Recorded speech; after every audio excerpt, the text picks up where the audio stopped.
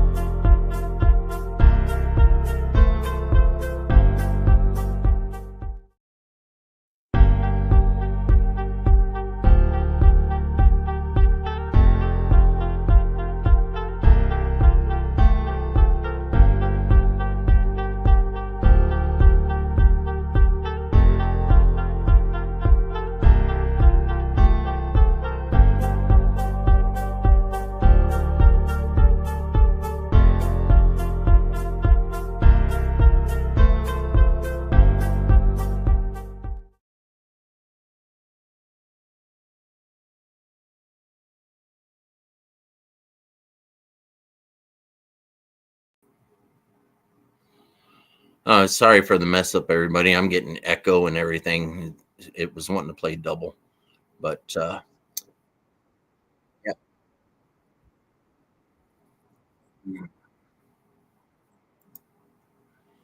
Okay, I think I fixed it just now. Okay, I'm Harold Milam. Welcome to O.C.S.T. Bigfoot and Stuff. This is officially episode number 1, and if you read my post for the links and everything, tonight we're going to be welcoming a friend of mine that I've known for a little while.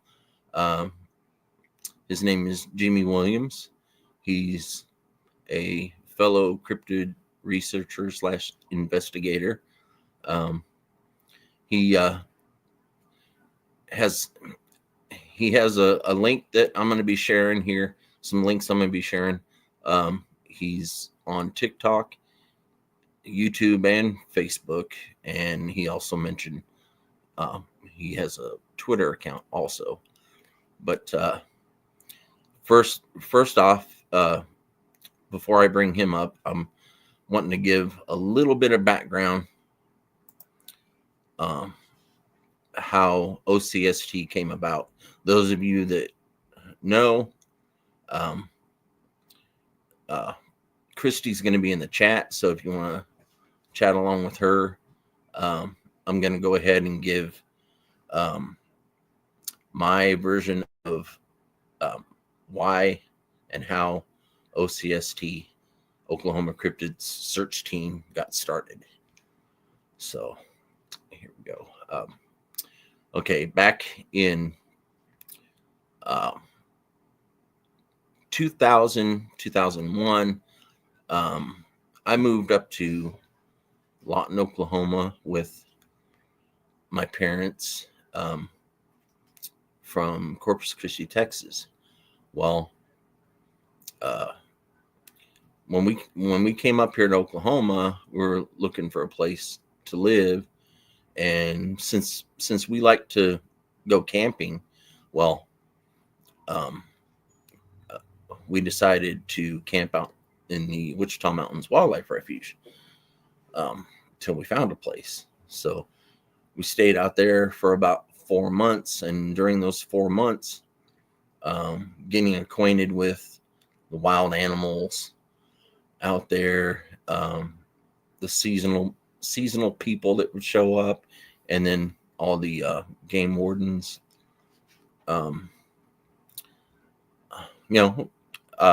I loved fishing, so I went fishing a lot. I did a lot of hiking. I hiked all over those mountains and trails. Well, about probably a week into it, we started having things like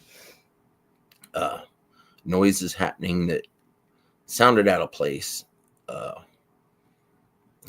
I've been around wild animals in different states, and I'm pretty familiar with the sounds that they make, the smells, you name it. But we started having things coming around our camp and up into the showers. Well, as these noises progressed, they kept happening and happening.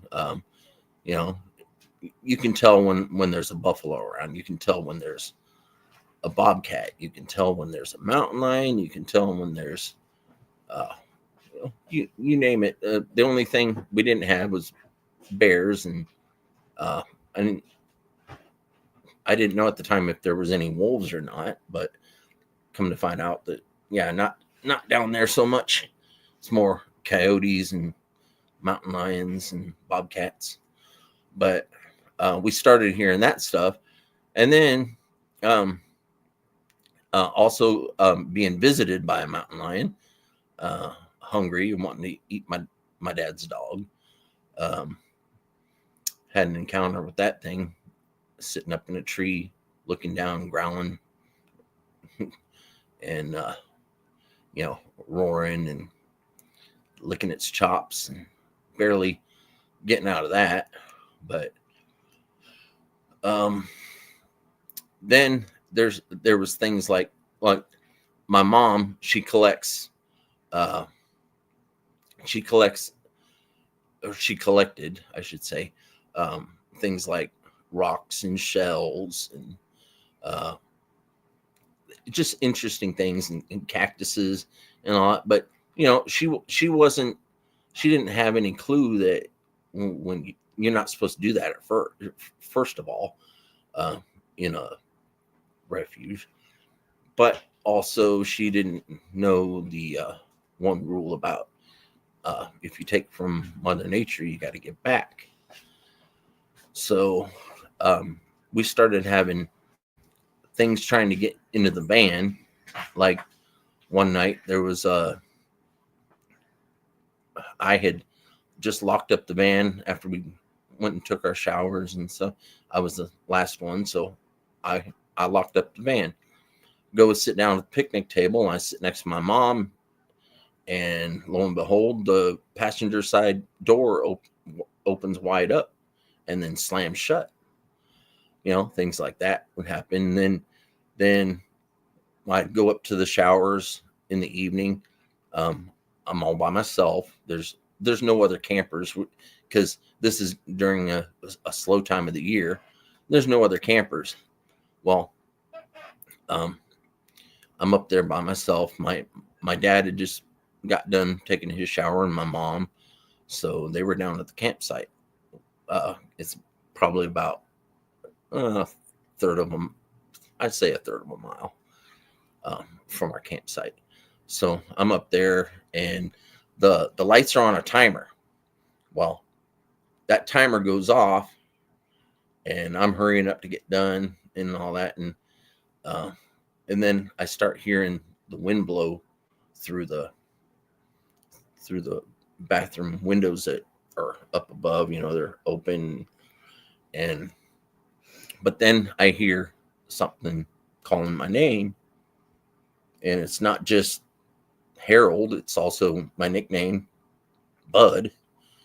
The only people around there that knew that was my mom and dad. Well, didn't sound like my mom, didn't sound like my dad. It was kind of deep, but I would hear that over and over, just about every night I went up there. Well, one night, I heard my name being called and my nickname, and then it also said, "Put them back." When it said "put them back," I knew what it meant. So I went back down to the campsite, told my mom, "Hey, we got to put this stuff back tomorrow, because something just told me we had to do that." So the next morning, we gather up the stuff and we go put it in a pile underneath a pine tree. And there's this one buffalo that followed us around everywhere. I mean, everywhere. We would drive from the campsite all the way across the refuge, and somehow this buffalo would show up just out of nowhere, right? And it'd stand there and stare at us and all this. Well, um, my mom called it. She named it Daddy-O. Um, but she said, "Okay, Daddy-O, I did it. I put him back." Well, that buffalo was laying on the ground, and as soon as she said that, it goes. All right, so that pleased my mom and everything. Well, we stopped having the noises, the voices, everything. Um, I need it plugged in, babe. You get plugged in? Yep, it's already saying low on battery. Oh, okay. Sorry about that. So after that night, we had gone to town looking for houses to rent and all that. Well, we finally found a place, and it was our last night there. Well, we go to bed down in the tent to call it a night, and we start hearing these gourds play. If those of you that don't know what gourds are, they're little vegetables, like they're dried out, and the seeds inside, you can shake them and make music and all that. Well,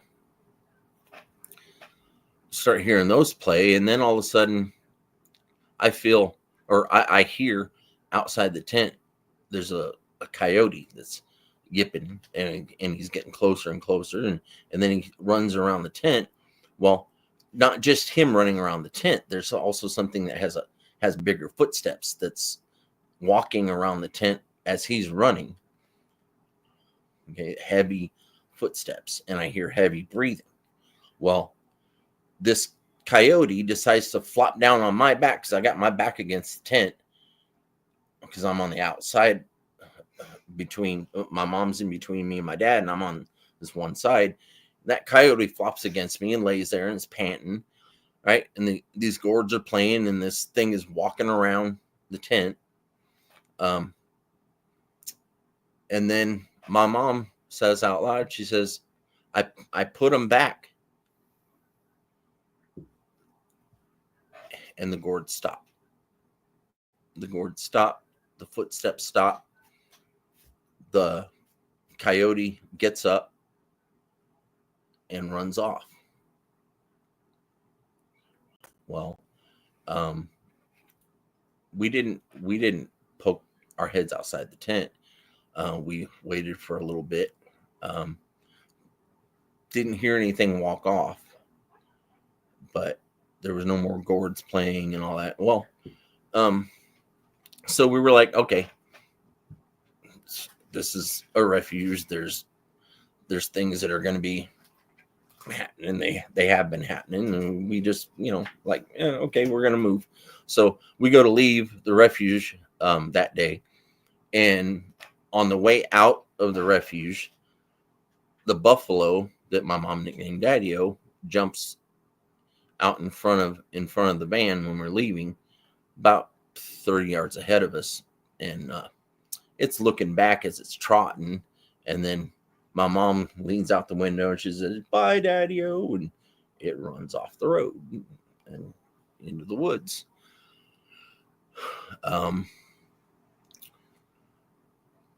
That was what started all that.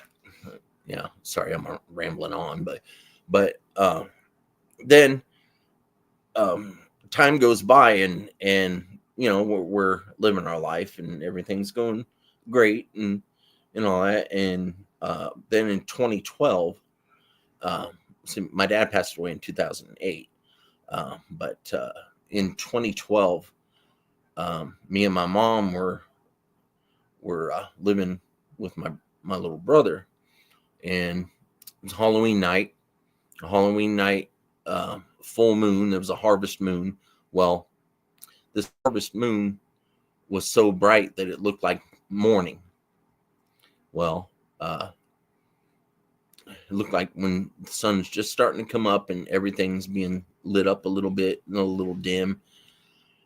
I decide I'm gonna go outside and I'm gonna film the moon a little bit. So, find out my my phone is at 1%, so I have to go plug it in, and I can't bring it outside. But I decided to go outside and watch the moon. It's about 11:30 at night. Everything's done. There's no trick or treaters, nothing. It's all quiet. And then I'm back in the backyard, and I lean against the fence. It's about 4 foot high chain link fence, and I'm leaning with elbow, and I'm looking up, at the moon, and all of a sudden I smell this god awful smell. It was like a wet skunk, wet dog, and something rotting dead. Ew.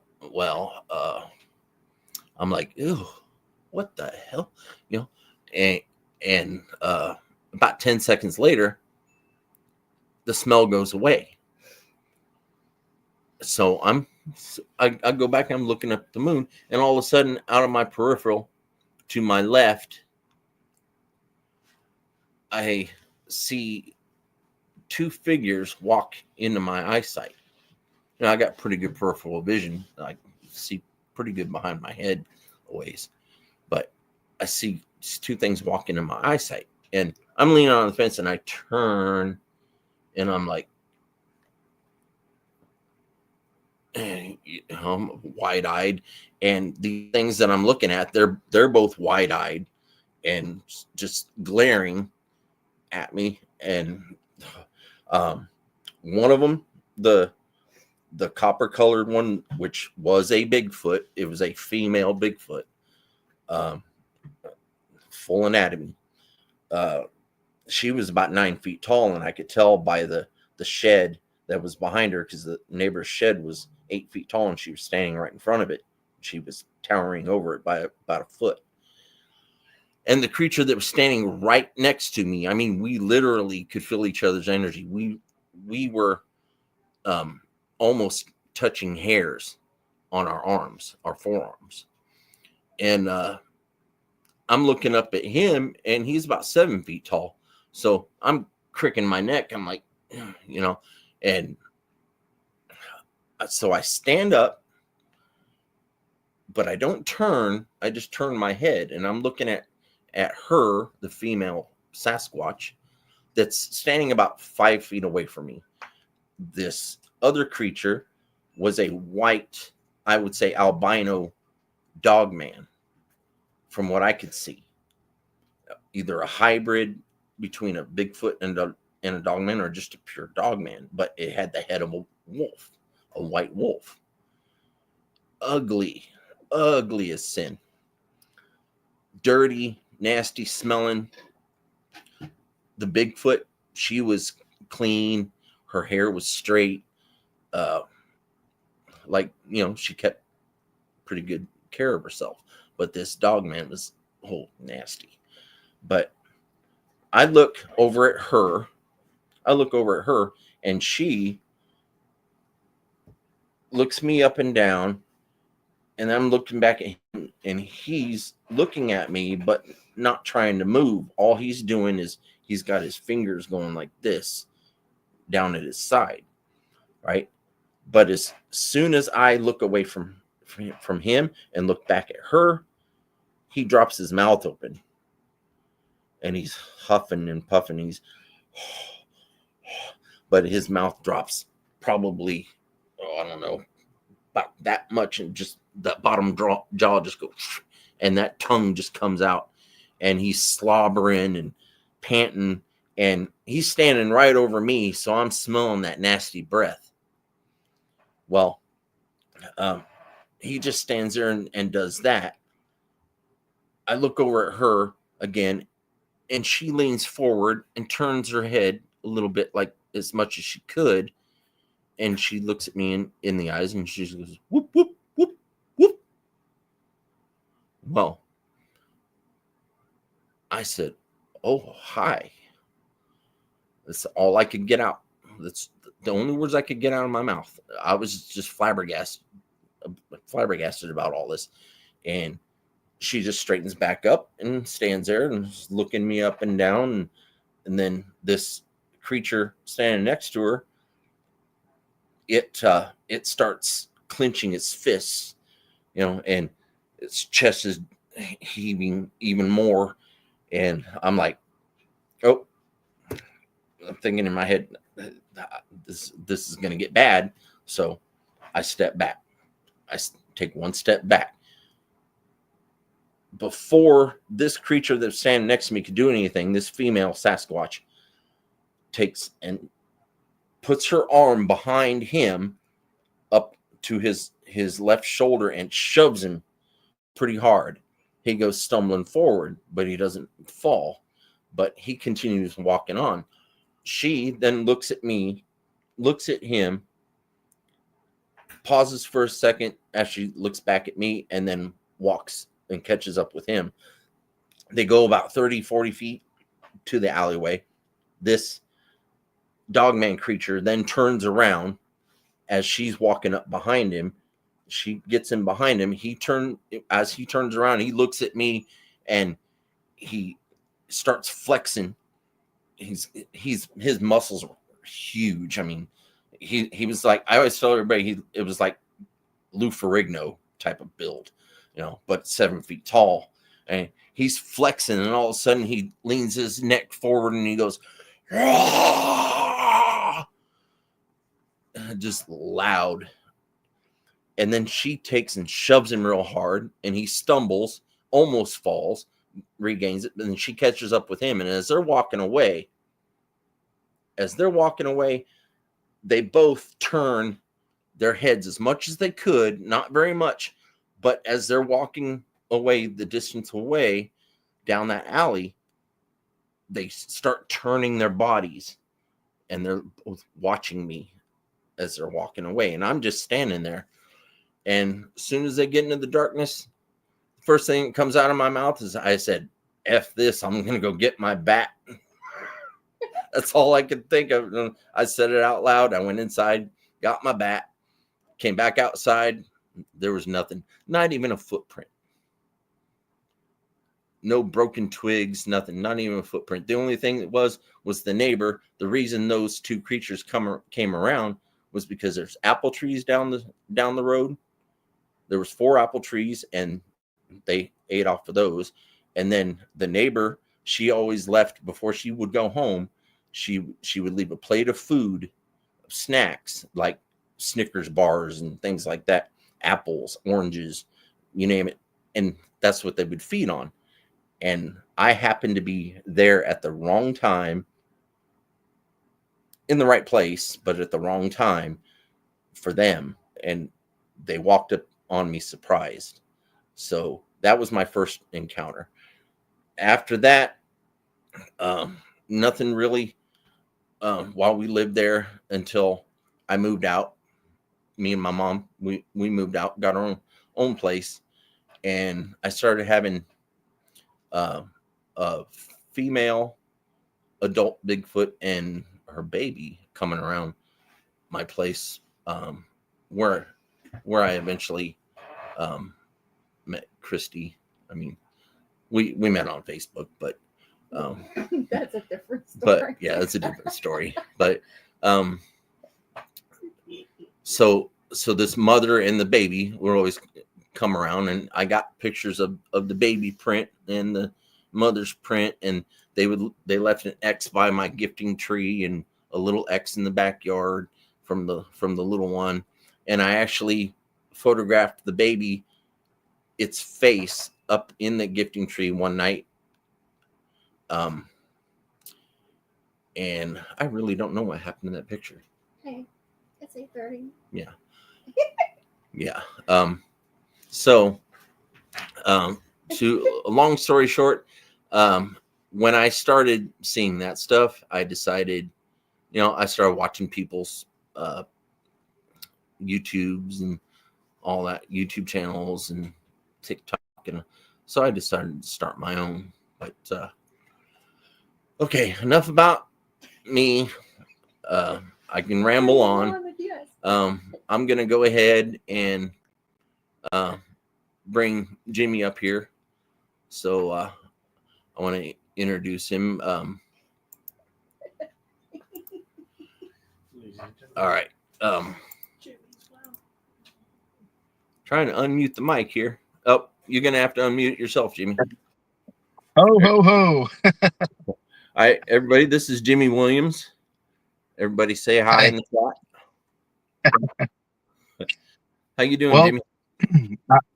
Doing pretty good. I am having a few technical difficulties. It's dropped me a couple of times, but I was able to go back in real quick. So yeah. So if I do drop out, then I'll come back real quick. All right. Yeah. Yeah, my name's Jimmy Williams. Yeah. And I've been kind of squatching or Bigfoot investigating for maybe 2 years, perhaps. Yeah, about 2 years, I'd say. And what first got me into it really was my dad. I've always kind of believed that maybe there was some sort of Bigfoot thing out there. Not really sure what it would be. But me and my dad, we heard there was a lot of activity over in the Kiamichi mountain range, which is down in southeast Oklahoma. Very beautiful. And so one day, me and him went down there to do some investigating, and just father son camping out kind of stuff too. But we went down there and we didn't have any kind of encounter at all the first night. And then we went to the Bigfoot Museum over in Tallahassee, Oklahoma. And that's where I met Tanya, and she was telling me, some stuff, about areas to check out and stuff. So later, probably, I don't know, about a month later, we went to a conference, Bigfoot conference that they were having over there. Yeah. And that's where I kind of got the bug, I guess.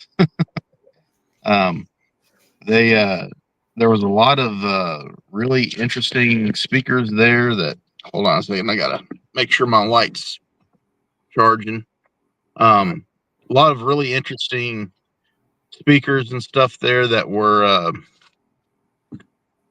just presenting so much evidence for Bigfoot and stuff that, because I'm kind of a skeptical person lots of times, but whenever I heard these people presenting all this evidence, I was like, well, there's obviously something to this, and a little bit more than what I thought. And sorry, I gotta figure out what's going on here. I'm in my vehicle. It's the only way I can get any kind of reception. But so anyways, they've told us about some pretty good locations to check out, and we checked those out, and didn't really see anything except maybe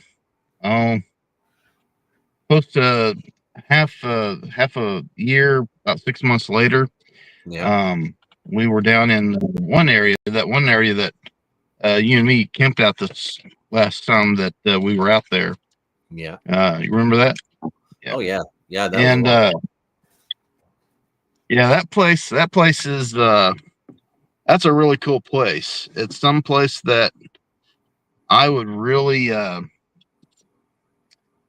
I don't know, there's something going on over there that's very kind of paranormal almost. Yeah. Almost every time I go out there, We didn't Yeah, there's lots. see anything that night, but man, you could feel it. Yeah, you could feel it. Yeah, there's a lot of weird stuff that happens over there. But the first time I kind of had an encounter out there was I was camping at a place further back from where we were camping, down between a couple little creeks, and I was sitting there, and of course it was like summertime, and there were all these bugs and frogs and all that kind of stuff making noise.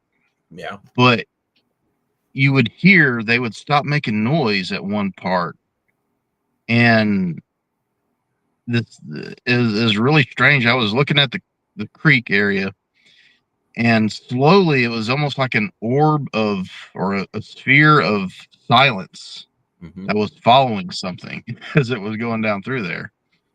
And I was hearing this thing walking down in the creek, and then I saw a silhouette of something really huge out there too.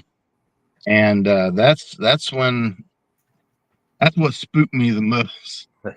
And I got in my vehicle, and I was like, "Oh crap! There's something's gonna eat me."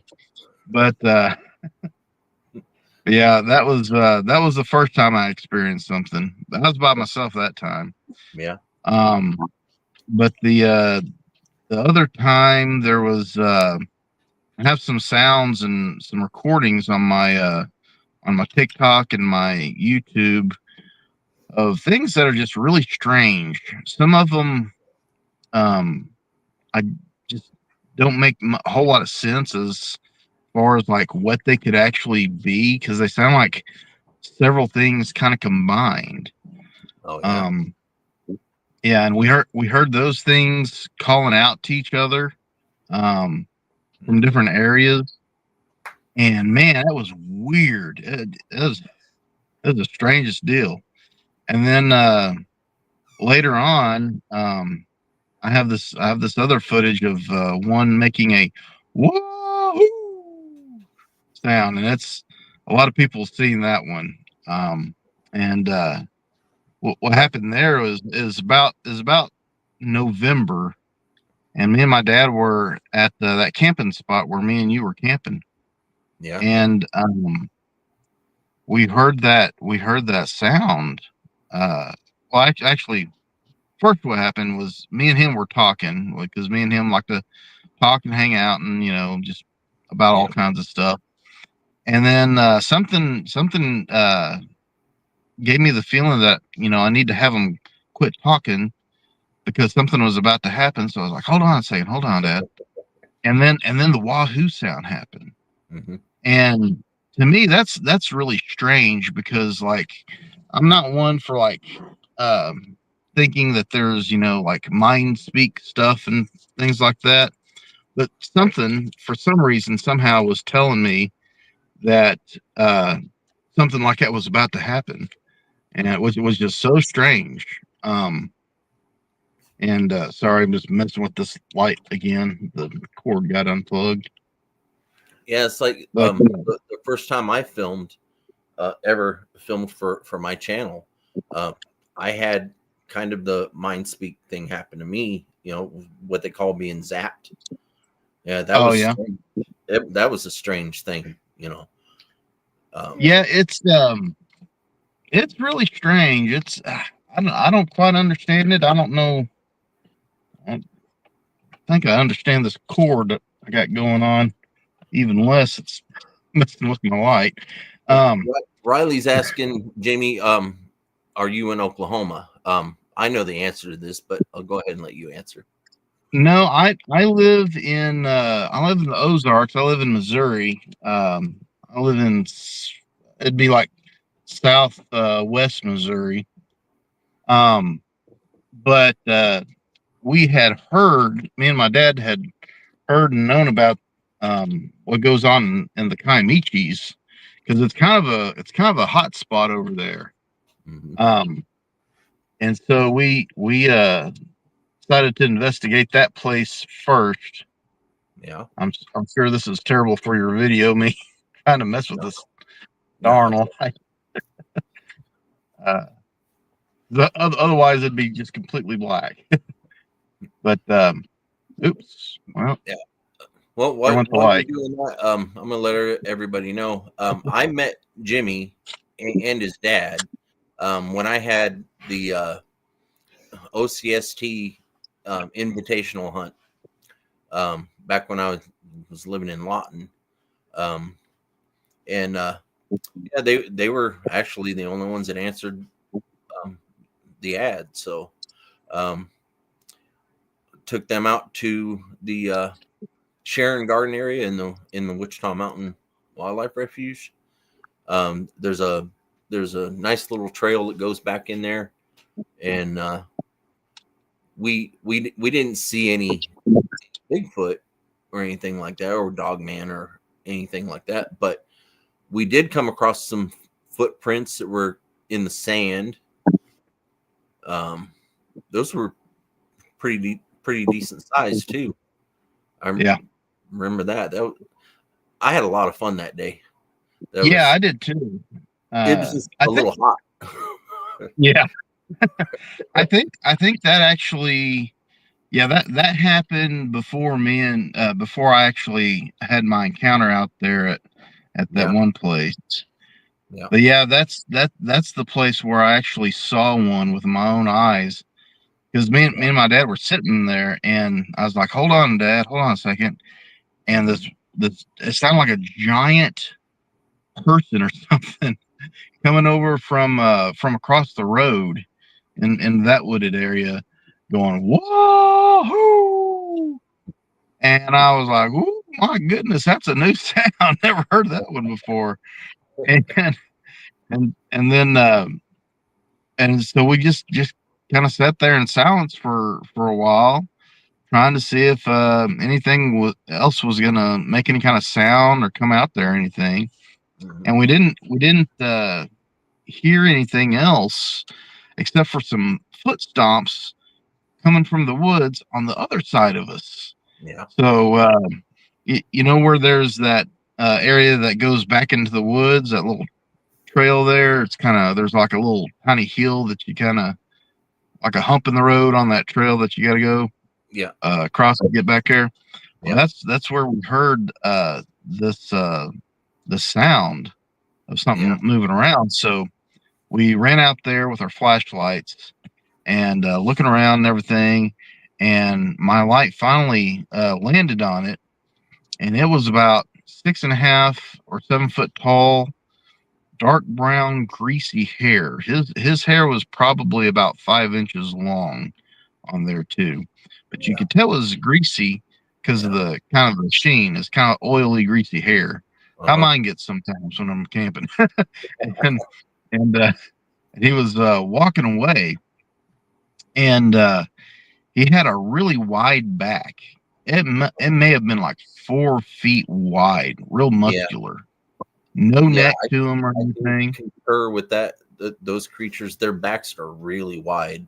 Yeah. And a lot of people talk about seeing a sagittal crest, you know, where it's kind of like a, not necessarily a cone head, but just kind of a pointy kind of head, you know. Right. And I didn't see that. This one was round, but it could have just been because of the way he was kind of slumped over, because he was slumped over a little bit. True. And he was moving away from us. He was probably about 30 feet away. And it was pretty just, I don't know. I was kind of stunned by the fact that I was actually seeing one, because whenever we went out there, we wasn't really sure what was gonna see whenever we heard this thing moving around. The first thing was thinking is maybe there's a deer out there, but you know, we had our hopes that, you know, it would be something more than a deer. And sure enough, it was. But I only saw him for about 5 seconds.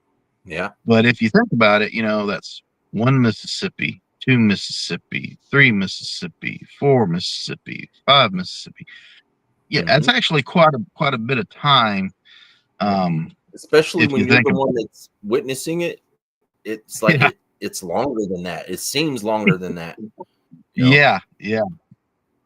But Yeah. I estimate that it was probably 5 seconds. And my dad, he didn't see it because he needs glasses like really bad.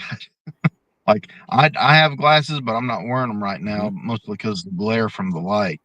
But yeah, he has no night vision at all, and he needs glasses really bad. And he didn't his flashlight wasn't pointing anywhere near it.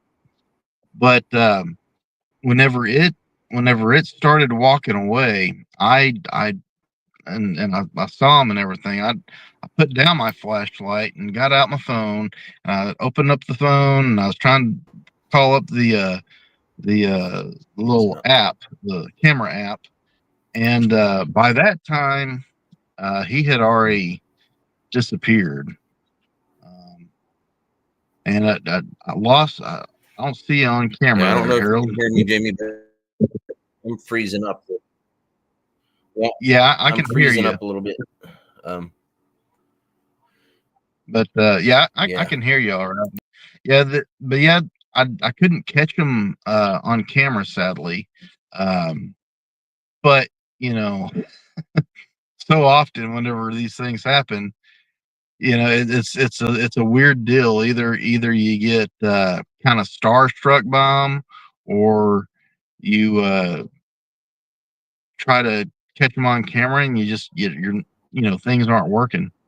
But yeah, I just wasn't able to call up the camera app fast enough to catch them.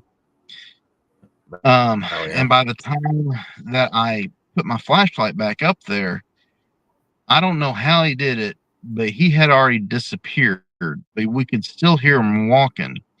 And I'm thinking maybe he had just ducked down, like got on all fours and started walking, um, Oh yeah. because we couldn't see him at all. Um, and I couldn't find him again with my flashlight. But I called out to him. I said, "Hey, we got some food back here. If you want to grab a bite to eat or something back here at the camp."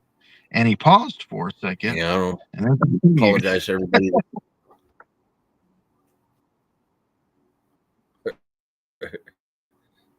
Mm, Apologize to everybody. We're freezing up a little bit.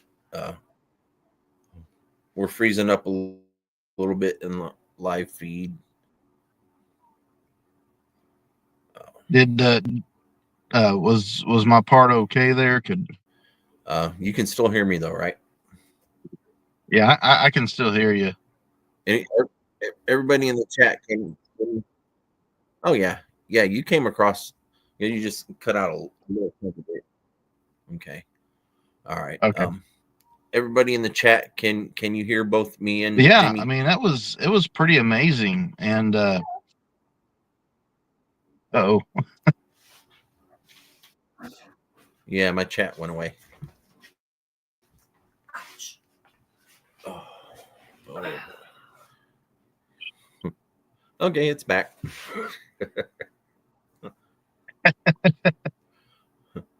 Yeah. Um. You were saying that that first sighting you had, it was pretty amazing. Um.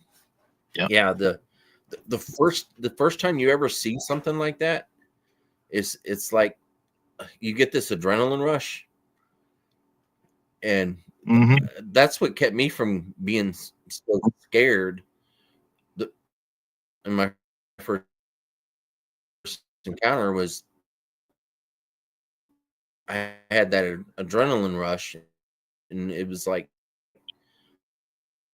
but then also threat.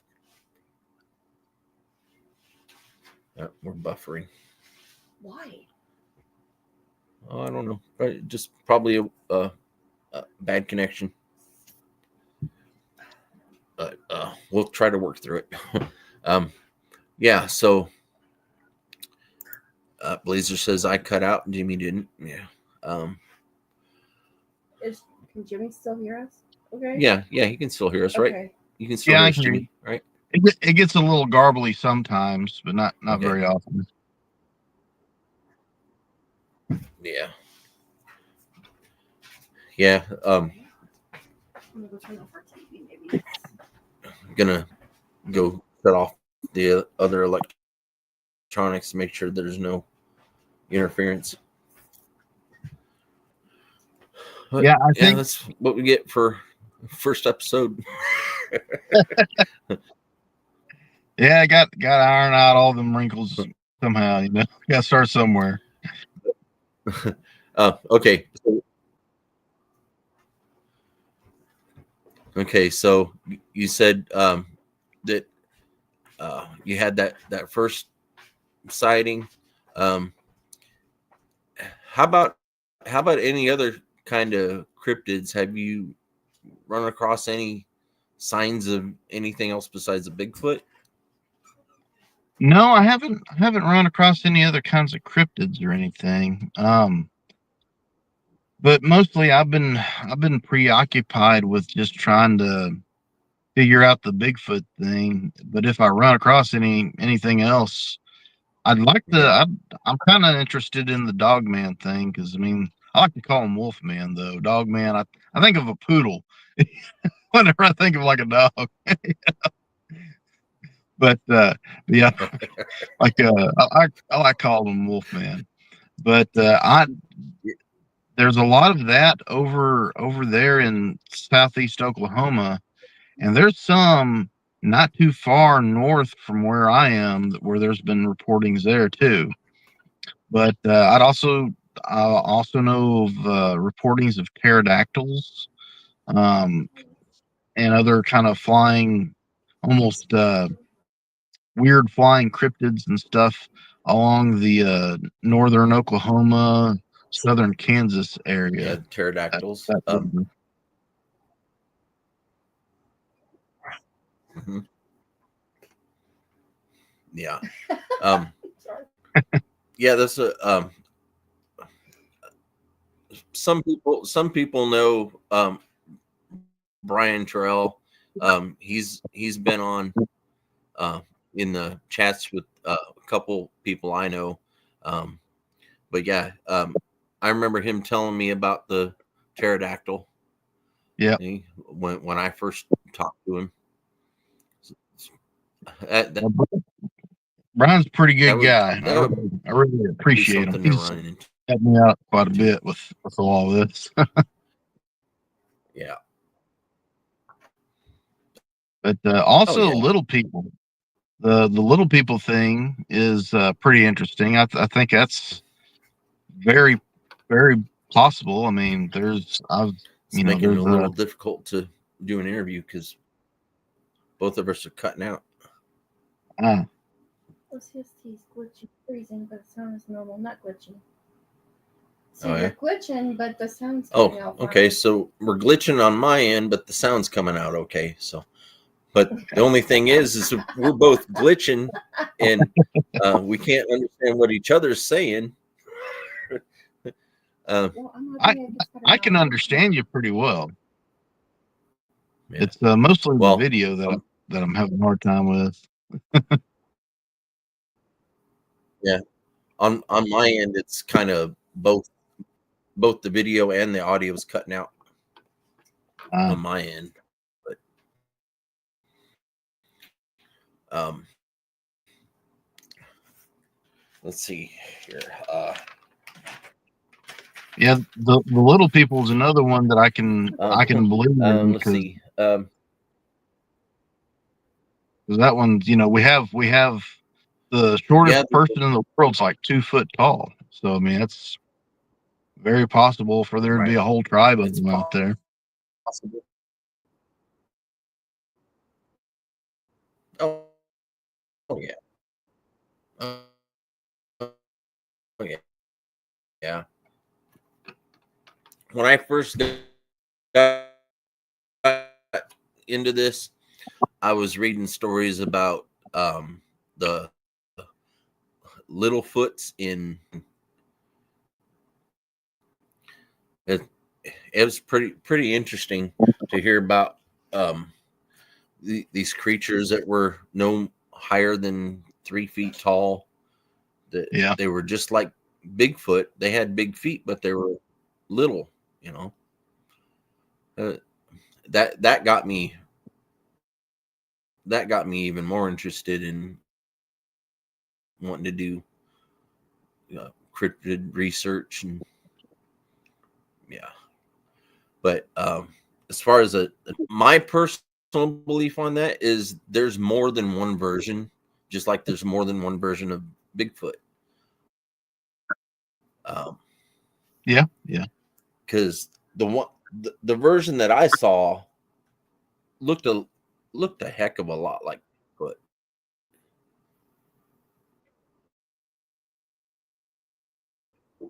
The only difference is he had the head of a dog, the head of a Yeah. wolf. But other than that, he looked. Now, But then I've got buddies that have seen what they say is a werewolf. Some of them say that the dog man could be like a hybrid between the two. yeah. Well, now that's kind of interesting though, because I was thinking about your sighting with that one that had that was basically like a Bigfoot but with the head of a wolf, and there's actually a creature known as a rougarou. I think that's how it's pronounced. That has those features to it, and they're like really Yeah, dangerous. I hear. yeah, yeah, But yeah. yeah, I mean it could be That's why a I'm like, crossbreed.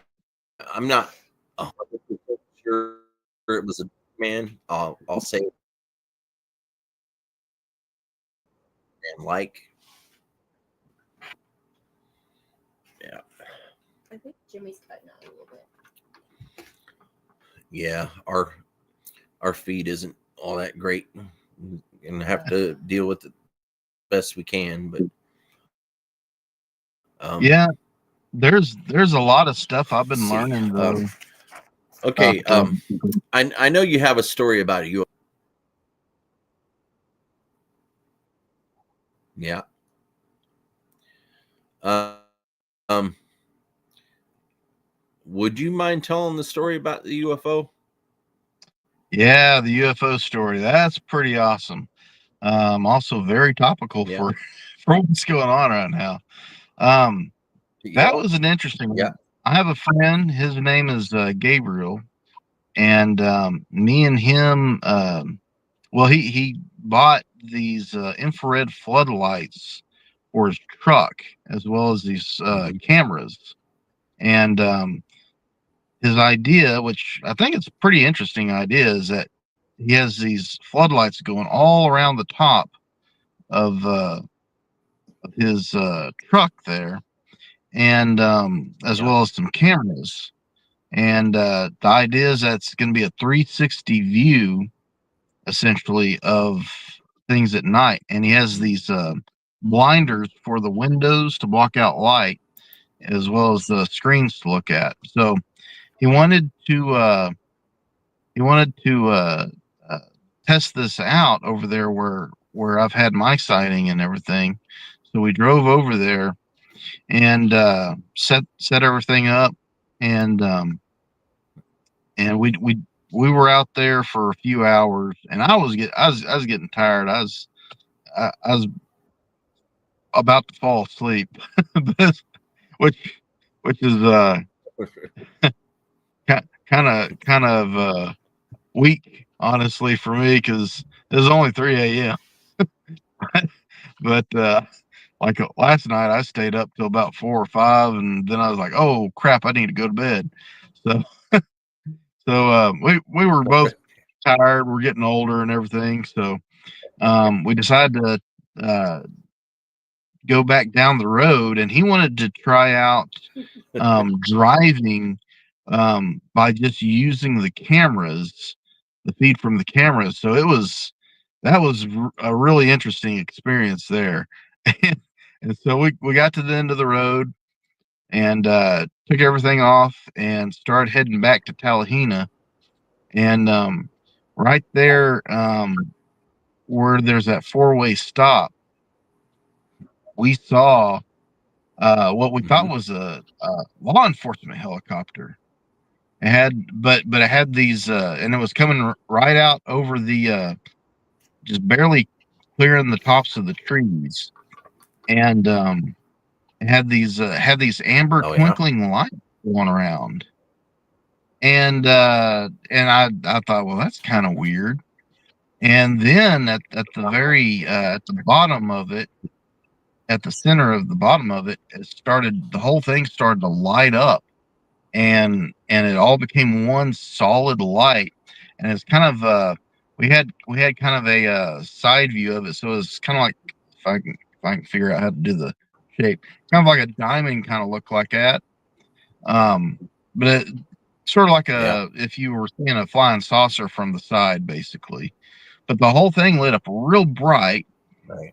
Started out kind of an amber color, and then just got so bright it was white, basically. And then it just poof, Yeah. it's gone. It's like it blinked out of existence.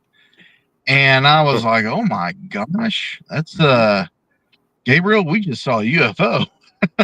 It's like, yeah, I think I got it on camera too. And I was like, well, awesome. But whenever he got back home, he found that he had recorded over that piece of footage. So I was like, oh man. But the guys from the Southern Oh Bigfoot man. Alliance, Yeah. they had seen the exact same UFO, but from underneath, about 50 miles away. And I didn't know it Oh at the yeah. time. Yeah. And so I whenever we saw that, I texted Tanya, the lady who runs the Bigfoot Museum in Tallahena, and told her about the sighting we had.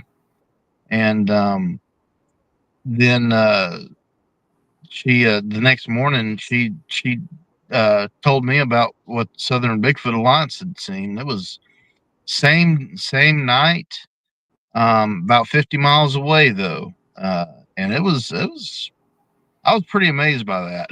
Yeah.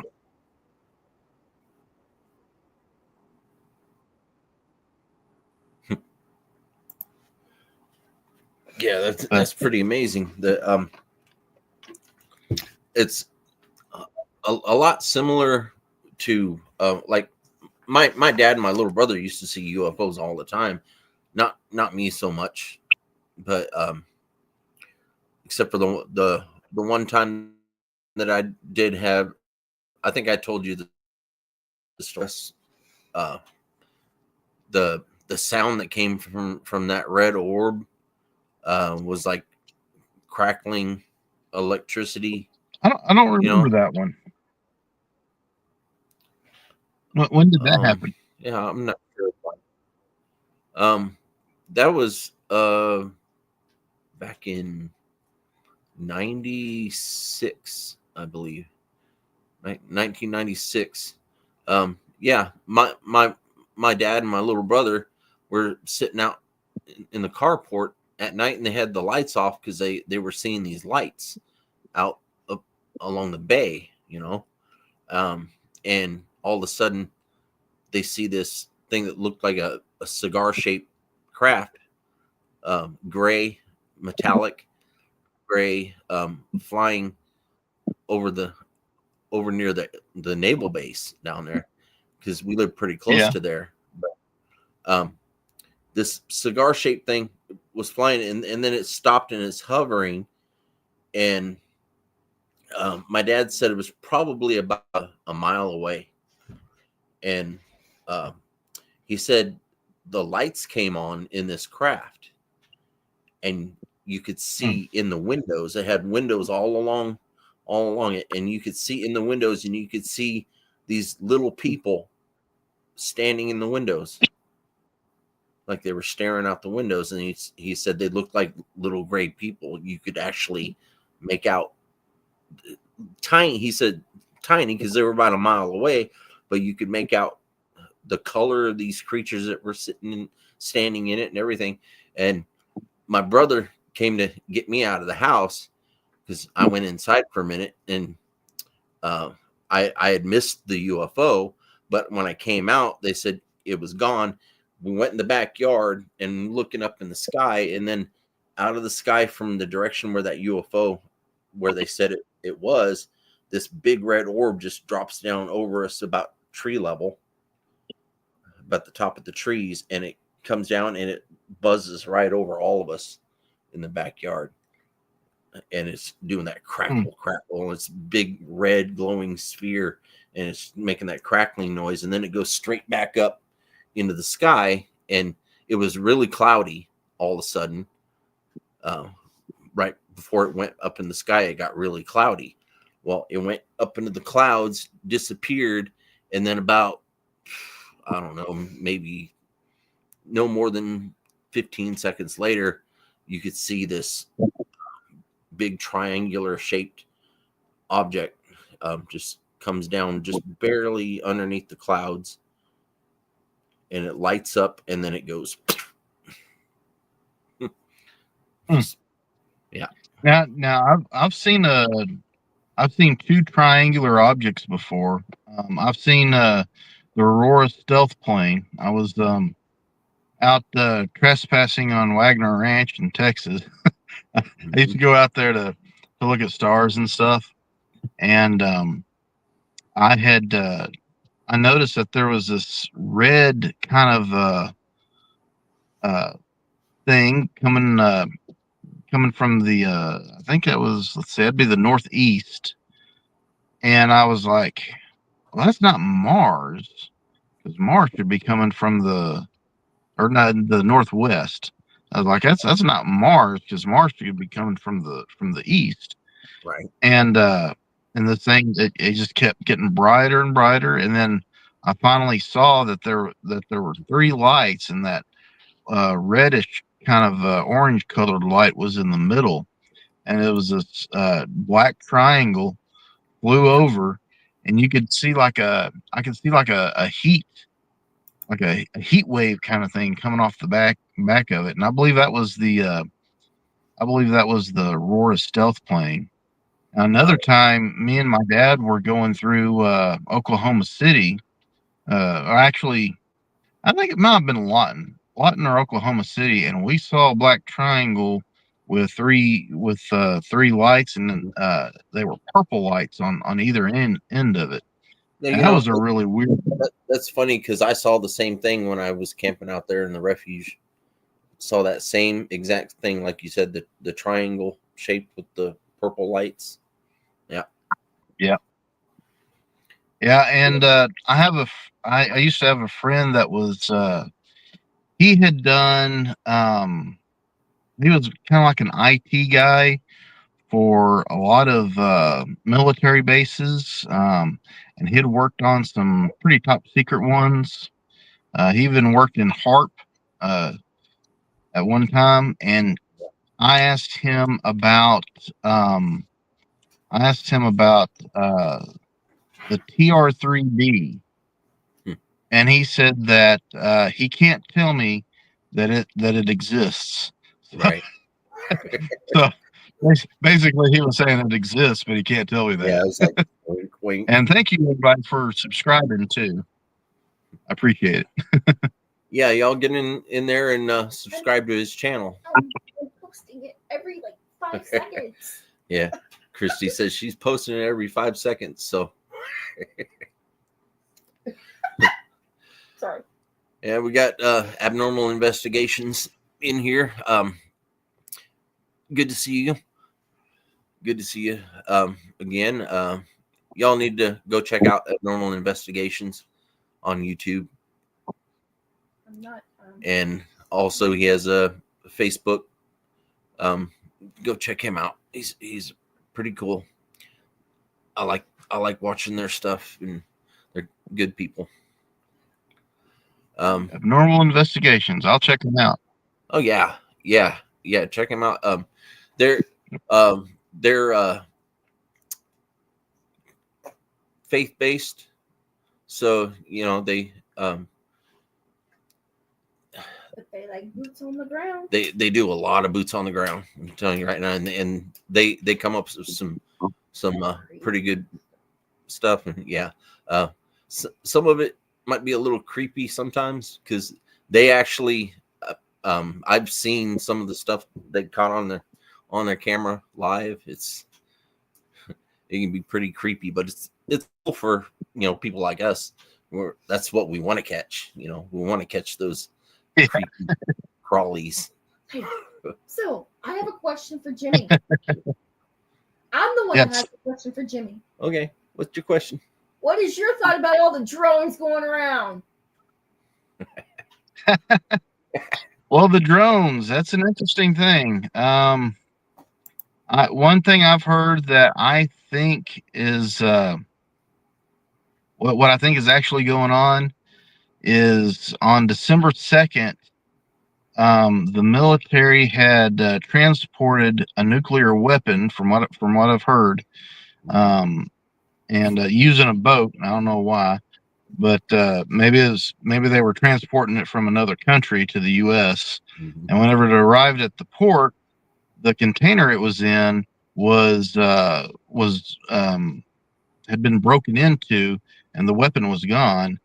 And so these drones have been I've been searching for this nuclear weapon, and that from what I hear, that's what it is that they're drones that have special equipment on them that can detect radioactive elements and stuff. Yeah. But we don't know. It would make sense though if it were that, because we do know that the majority of these drones we're seeing are military drones. Some people have taken video and pictures of some of these that have actually crashed, and they look like military drones. Yeah. But it would make sense that it's that, and just because of the fact that they're not telling people what exactly is going on, because they don't want mass panic over the possibility of a nuclear weapon, being in the wrong hands. Yeah. However, true. it could just all be a distraction from something else. But I have noticed that there's a lot of people that have been filming other things that aren't drones, that are UFOs. And I think that's mostly because more people are paying attention to the sky, looking out for those drones, and they're seeing other things as well. Yeah. So that's pretty interesting, I think. Y'all just remember, this is for entertainment purposes only. That's right. Okay. Enough on the drones. I was just wanting to know what you thought. That's all, because it was going to come up. So I just have one thing to say about them. I do see them flying in our area a lot. So, but it's been happening for about 3 months now. Been flying around here, and I've seen quite a few UFOs in my area. I've seen what could be UFOs flying. They just don't get close enough. But there's a lot of drones around here. Yeah. But I know there's one guy in the area around here that does fly quite a few drones. So I can't say whether or not it's him doing it or if it's other. I mean, I know there's helicopters flying around. I've seen a lot of helicopters. Mm-hmm. Military helicopters and all that. But yeah, entertainment purposes only. Yeah. So you have YouTube, Facebook, and TikTok, and then you said Twitter. Yeah, I just recently got the Twitter set up. Yeah. Right now I don't have a Twitter account, so I wasn't able to copy that link. I don't know. Um, yeah. So you said you also have some places where people can purchase some merchandise. I'm gonna go ahead. Yeah, there's Redbubble and Printify. They're both places. Um, on my TikTok account, I do have links to those, and yeah, I got that one right there for the Redbubble, Yeah. and there's the Printify. Awesome. Yeah. Yeah. Y'all go check that out. I looked at it for a little while today, and I'm interested in getting some of that stuff on there because yeah, I I like to Yeah, support my I'm friends. gonna upload. I like to support my friends in what they do. You cut out there. Sorry. Yeah. Sorry about Oh, that. there's a question for Jimmy. Sorry, I didn't mean to It's a interrupt. question for Jimmy. Do you do lives? Yeah, they're saying they're asking I'm sorry. they're asking Oh, Scott. do I do lives? Yeah. I don't have enough subscribers and stuff to do anything live. I did do on Facebook. I did do a Facebook live one time, and that was pretty weird. I was out there at this one place, the place that I usually go, and I started seeing red and blue fireflies flying around, Mhm. which was really weird. And other people started seeing them too. And people were hearing some of the weird calls that I've heard out there and stuff. And it was pretty interesting. I tried to do it all night long, but it didn't last all night long. It cut out after about an hour of recording. Yeah.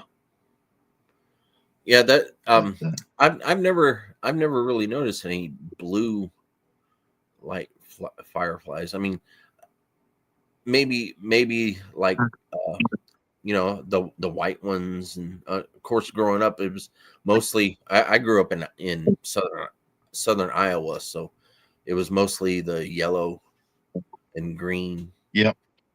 Yeah. Yep, white, green, and yellow. And I researched it, and there's no blue or red ones that are supposed to exist. So I have no idea what those were. Right. Fairies, I guess. I have no idea. Yeah, that would have That been was something. weird though. That would have been something to see. And here's the thing.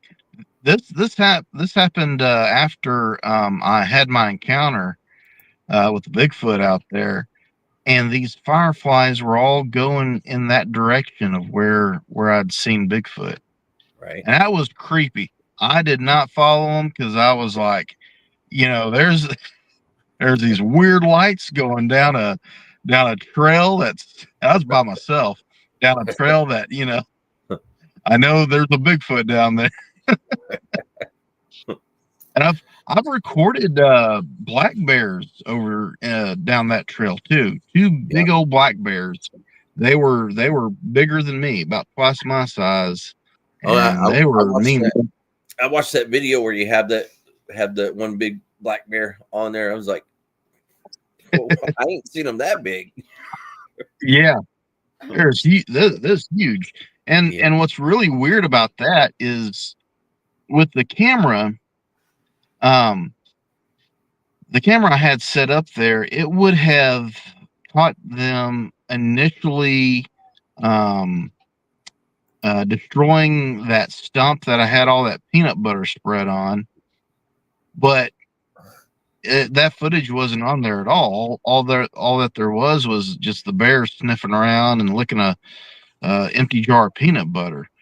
There was because it caught other things like just a bug flying by and stuff. It was on a real uh, high reaction setting, and it never caught the bears destroying the stump. It just caught them sniffing around and looking around and everything, Yeah. and taking one of my recorders and one of my audio recorders and eating it.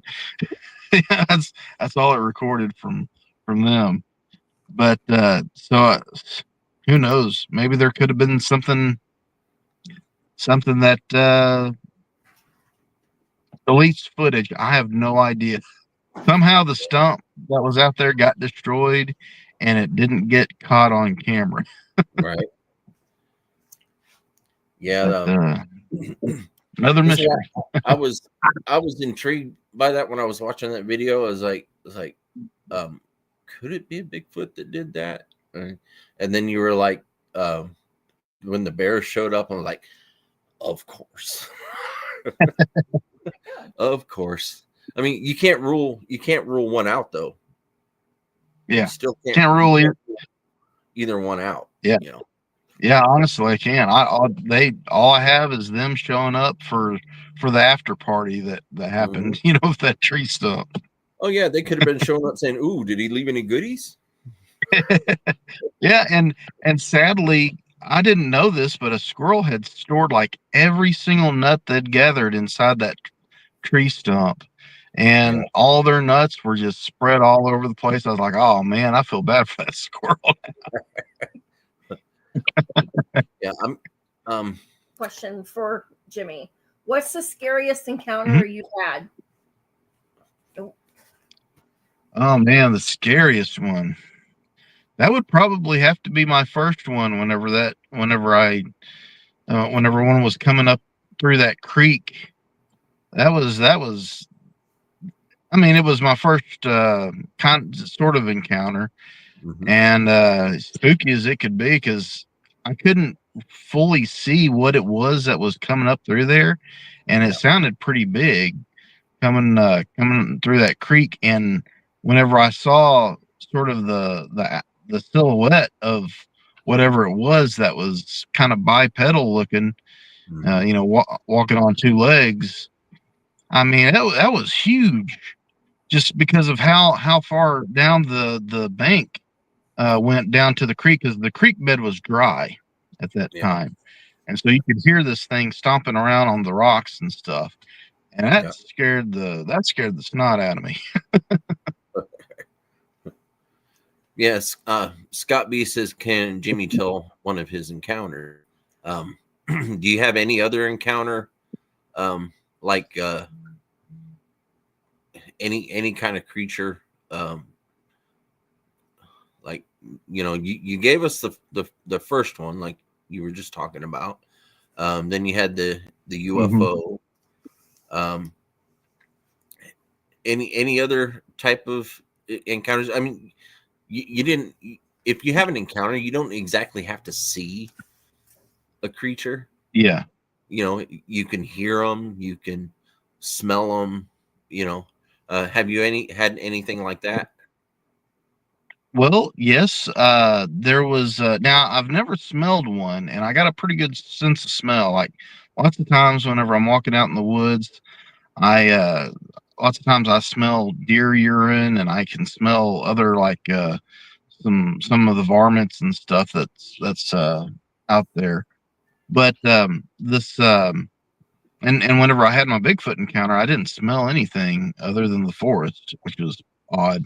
But I think it was trying to be stealthy. But anyways, there was this one encounter I had where if out there where we were camping, if you go all the way down to the end of that road, it goes along a ridge, a cliff. Mm-hmm. And I'd been hiking out there, going down a trail that goes down that area. And whenever I was coming back to the main road, I heard something coming up over the ridge. Mm-hmm. And I couldn't see what it was. There was a lot of bushes and stuff, but it was coming up over the ridge, and it was still in front of me. And I didn't really think too much of it. I thought maybe it was an armadillo or a deer or something. Oh yeah. And then as I continued on, past where I heard that sound, this thing started running full force towards me, behind me, and I stopped and turned around and looked. Didn't see anything. That was the weirdest deal. That's like, okay, that's strange. But yeah, that's another encounter I've had. I've had and that was, just something that I don't know what it was. Could have been a black panther. I've seen one of those up here in the Ozarks go across the road. There's trail cam footage of one in a field not too far from where my parents live up here in the Ozarks as well. And I did see one crossing the road in near Tallahena too. So it could have been a panther of some sort, or anything. Just I couldn't see it. That was in the middle of the day too. Yeah, I've heard experts talk about what these. I've heard them say that there's these black cats that are going around that are being mistaken for Black Panthers, and I'm like, you can't mistake a Black Panther. There's no mistaking a Black Panther. Either you see a small kitty cat that's meow, or you see something big and slick black that's creeping across the road or laying up in a tree. Yeah. There's no mistaking the size of these things. They're huge. Yep. I remember just like the encounter that my grandpa gave when he was young. He said he was driving in his Model T Ford down a dirt road up there in Iowa, and it was a full moon night, and he comes up on this Black Panther that's laid across the road. And he said this thing wasn't no tiny little cat. He said he covered the entire road. He was so huge. And he was just laying there on his side, and he was flapping his tail, hitting the ground, and then he is licking his chops, and my grandpa had to wait till this thing got up and moved so he could drive on. Yeah, the ones I've seen, it's just like in the Jungle Book, that I forgot what that panther's name was, but just huge, basically like a mountain lion, but it's all black, Yeah. You have that, and then you have the black jaguars. Yeah. They've been spotted around the Texas-Oklahoma border. Mm-hmm. Yeah. Ask him that question you have up there. Oh yeah. Says Riley says, what's Jamie's opinion on Bigfoot? A flesh blood creature or something paranormal, or a combination of both? I think it could be a combination of both, but mostly and the main reason I think that is because of just how elusive they are. I honestly think now this is just from what I've been reading and everything and studying. A lot of people say, "Oh, they're descendants of the Nephilim." Well, if you look at the word Nephilim actually doesn't mean giant. It actually means fallen one. Right. And Gibborim are the ones that are the descendants. They're the in the book of Genesis, whenever it talks about the mighty men of great renown. Mighty men is comes from the word Gibborim, and that's actually what I believe they is they're descendants of that. I've had lots of theories, and my theories change on them quite a bit, just with new information that I learn and everything. But I think they could be Gibborim. King David, he had Gibborim that Catman. He had mighty men or Gibborim that fought for him. He had them as part of a special squad he had, as well as, now speaking of Catman, as well as one of the lion men of Moab. which the Bible talks about, which were these people that had the heads of lions that were very mighty warriors. It says that a lesser one was able to kill 100 men, and the greater one was able to kill 1,000 men, and they were as fast as gazelles and stuff. And I mean, there's all kinds of just strange recordings of creatures all over the planet.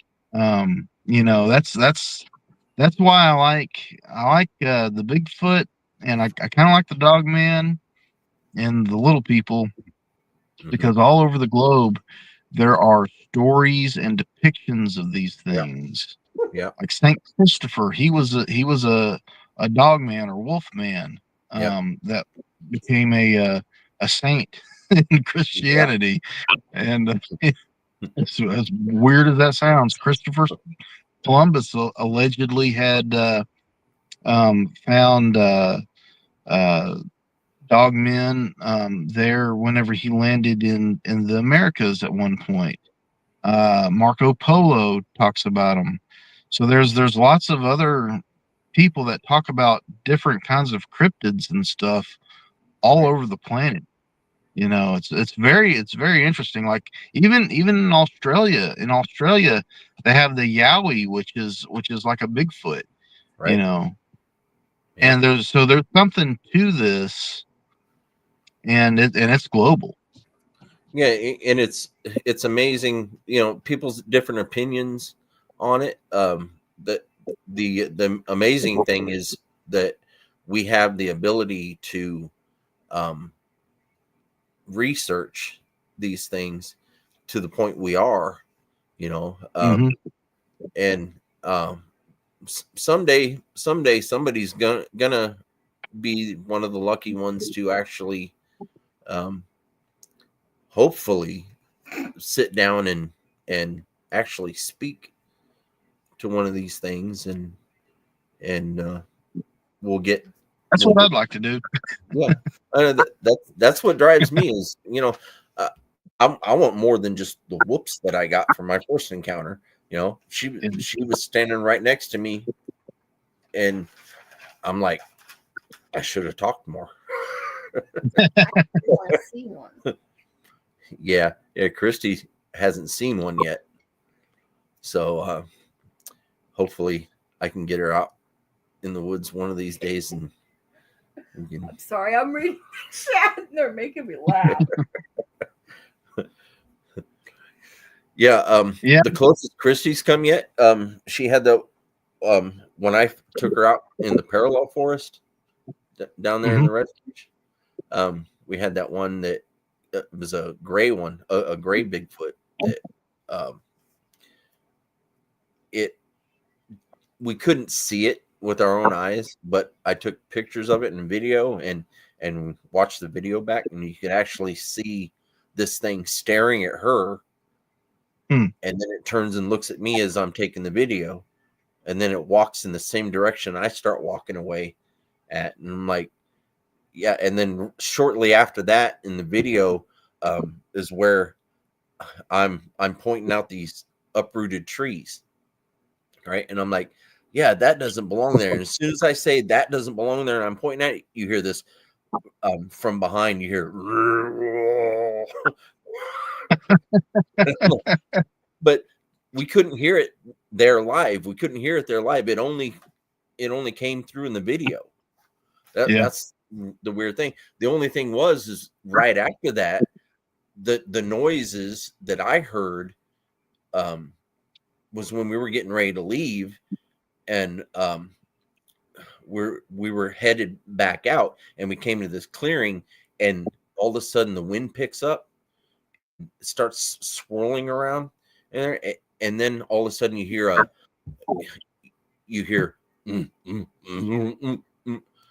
things like that, and then you could hear the footsteps. Now, she didn't alert to it, and I was aware of it, but I didn't say nothing because I wanted us to get out of there. But when we replayed the video, we played the video back when we got home. I'm like, oh, this thing was right up right up in my ear because Yeah. that's how loud it was. It was getting picked up by my camera, and it sounded like it was growling and mumbling right in my ear. But you could Yeah. hear like it was more than one that was circling us. That Yeah. stuff like that. It's strange. I mean, I don't know why they do what they do, other than they're kind of curious about us, I guess. Um, I know that they avoid people and my whole theory on why they're so elusive is that it has a lot to do with like what the Native Americans have said. Is that Hmm. they used to be a lot more familiar with people and everything, a lot more interactive and all that.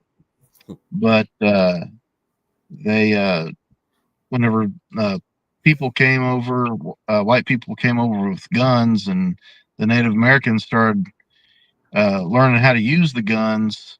The Bigfoot were like, no more. They cut ties with Yeah, everybody, and I think that's mostly because they were scared of them having the upper hand over them. right, right. Yeah, I've heard some of the native people talk about the origins. How their people used to live alongside the Bigfoot, the Sasquatch. Yeah. Uh, Down here, of course, they call it the hairy man. Um, and there's a lot of history because you have to take them for their word because their way of recording history is a lot different than ours, and Yeah. the just the writings you have petroglyphs, you have just the paintings on the rocks that uh just it's intriguing. It makes you just want to dive into it and find out everything you can, and that's what I find intriguing about doing the cryptid research is just the things that you can find out, the people that you get to meet. Yeah. Yeah. That's There's what pulls me towards it.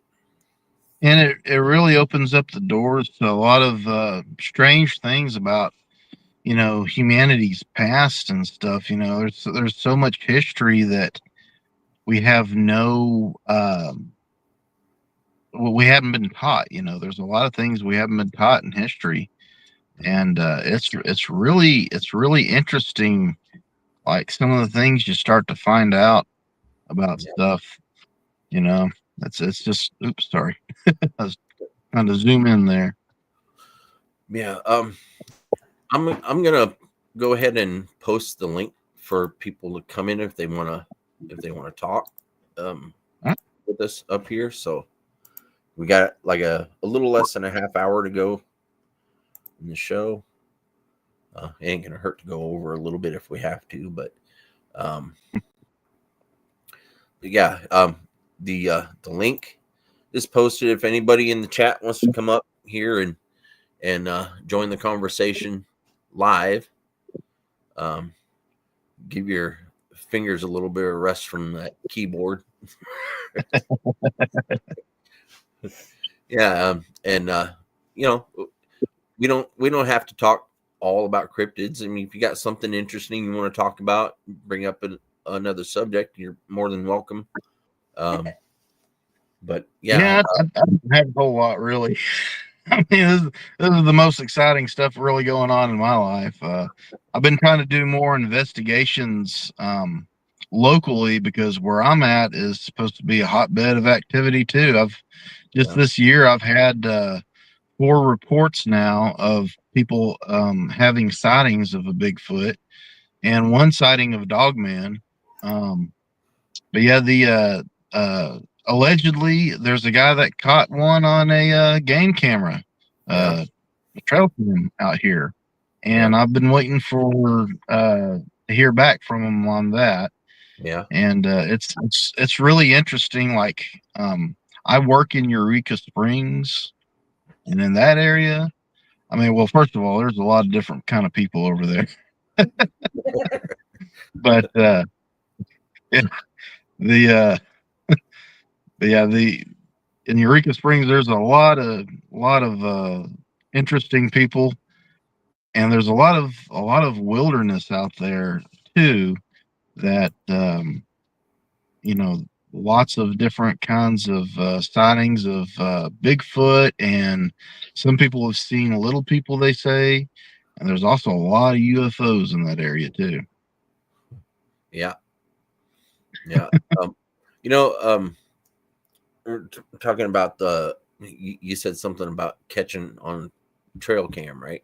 I had my trail cam out here at my house for a couple of nights.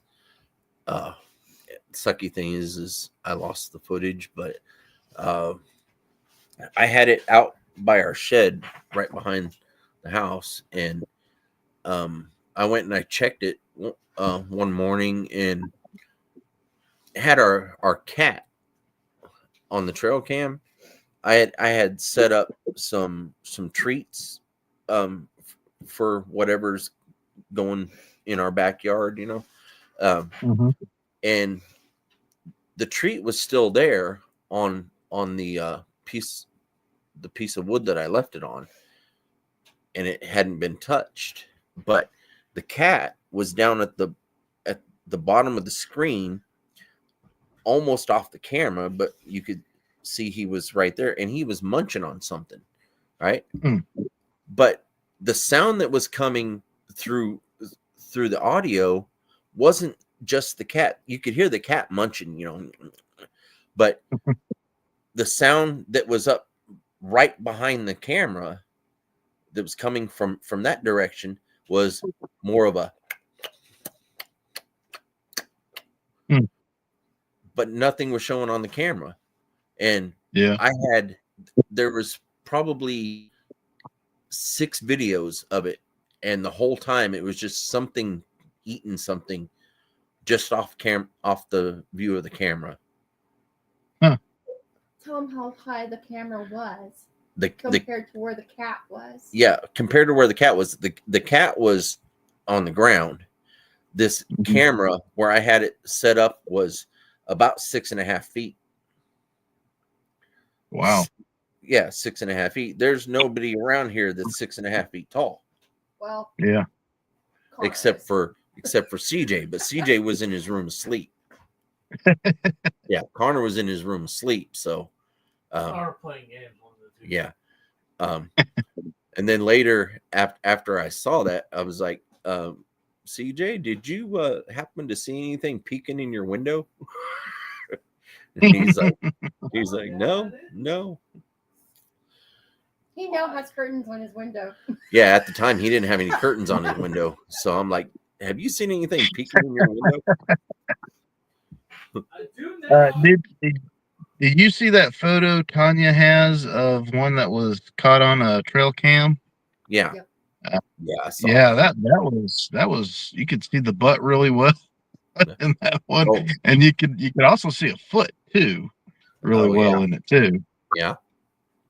That reminds me, after the show, I'm going to send you a couple of pictures that I took on the way out of that campground when me and Christy were leaving.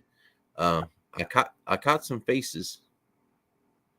Caught some faces in the trees, and they're ape-like. So yeah, I'll look at them. Mm-hmm. Yeah, I'll send you those. If I don't send them to you tonight, I'll send them to you tomorrow. But pretty interesting. Me and Brian Terrell over in the Hanobi Bigfoot conference. Uh-huh. People talking about pajamas down there. that we actually camped out at a place, and it was kind of pretty interesting. We were out here and or we were out there near Hanobi, and we heard some sounds coming from across a creek, a little river area, and it sounded like whoop whoop, Yeah. which is different than a whoop. You know, these were up and down and more long and everything, and there was. And we heard those things, and right away we knew it wasn't anything normal. You know, it wasn't a coyote or anything like that. And so Right. we started recording, and then we about 30 minutes later they were about halfway to where we were, and they made those same sounds, and there were four of them out there, and they were all basically it's like a location call where they were trying to locate each other, I guess. And whenever they made those sounds again, I could have sworn I heard something that sounded similar to like the samurai talking, you know, the kind of Japanese kind of sounding language that they have, but it was really faint. I wasn't able to get that recorded, but yeah, it was so weird. And then after that, we didn't hear anything until about 6:30 in the morning. I started packing up my tent.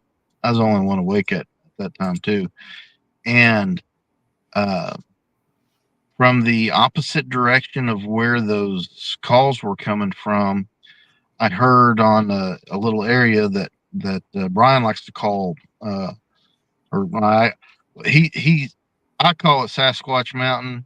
He says that's where a lot of them are. He doesn't call it that though, but it sounded like a coyote, and then all these other coyotes started responding to it, and then you hear this really loud yell, like a siren or something. And my goodness, it was just it was that was freaky, and it made the coyotes run off because you could hear them yipping and just running away from it. I was like, oh my gosh. Yeah. Abnormal Investigation says, Jimmy, where do you investigate? Well, the thing about locations is that it's generally not a good idea to give like an exact location away, because you get people who will go out there and just one thing that people do quite often is, if you give away a location, you'll have every kind of like person who doesn't know what they're doing come out there, and they'll kind of just contaminate the area with a lot of chasing things out, basically. I mean, that's the best way I can really describe it, is they kind of chase stuff off, because it's you're basically going into their area, and if you start making a bunch of ruckus and everything, and a bunch of fuss and everything, they're going to get tired of it, and they'll move along somewhere else. Also, there's people who do hoaxes that will plant fake evidence out there, so that contaminates a lot of that kind of stuff. However, in every state, pretty much, there are places, and the best way to find a lot of these places, I'm in north. Let's see. I'm mostly in northwest Arkansas, southwest Missouri. I'm in that area, in the Ozarks. And there's places near Eureka Springs that are really good to look for stuff. There's Buffalo River is a good area. But a lot of places like that, you really got to you really got to talk to locals, honestly, Right. to find out where they've seen things. That's the best way to really find out where stuff is. But usually it's going to be in the countryside, in rural areas. However, it's not always that way. There's areas near real like almost right in the city limits of Oklahoma City and other places where there's Yep. sightings of things, and Yep. Tulsa even. But yeah, I usually try to keep certain places kind of on the down low of like where exactly they are, if they're places that I'm going to. So that's another thing. You can have some crazy weirdo person, if they know that you're out there quite often, they could, come up there and rob you Yep. or whatever, So I mean, it's Yeah. as far as it comes to locations, that's the best advice I got for you is just the BFRO. They have a list of towns or counties in different states where there's been sightings. If you go to those places, and if you go to um, Facebook groups like Harold's Facebook group there, O.C.S.T, and other places like that, people will talk about their encounters, and lots of times they won't tell you exactly where, but if you are in that area and you talk to local people, they may know of areas to look in. Yeah. Yeah. I'd like to say, give a shout out here to Squatch Topic PA. My buddy Josh Joyner. He investigates Bigfoot in uh, Ohio and Pennsylvania. Oh, cool. Yeah. Those are really good places. He's got a pretty good channel going himself. He's also on Facebook. I don't know if you can find the link, Josh, but if you want to hop up here, we got about 13 minutes or so. Hang on. Tell them to hang the Yes. But yeah, he's one guy that you need to get acquainted with, because he's been studying. He's got a whole family of Bigfoot that he's been investigating and interacting with for about, what was it, 12, 13 years? Wow. Yeah. See, now that I copied and pasted Josh's thing, now I have to go find Jimmy's. Yeah. Yeah. Squatch Topic PA. I posted his link. We started our YouTube channels pretty much around the same time. He said almost 18. Yeah. Oh, he says almost 18. Yeah. Okay, so he's saying no, just PA. So yeah, that's right. Yeah.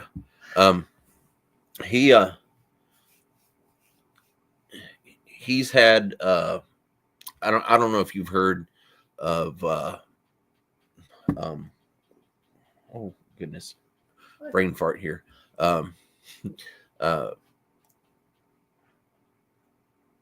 The cameraman and crew. Yeah, the cameraman and crew on YouTube, and Mike Tornicasa. If you're naming these people and I don't have their Yeah, names well, listed. he's had them go to where he investigates.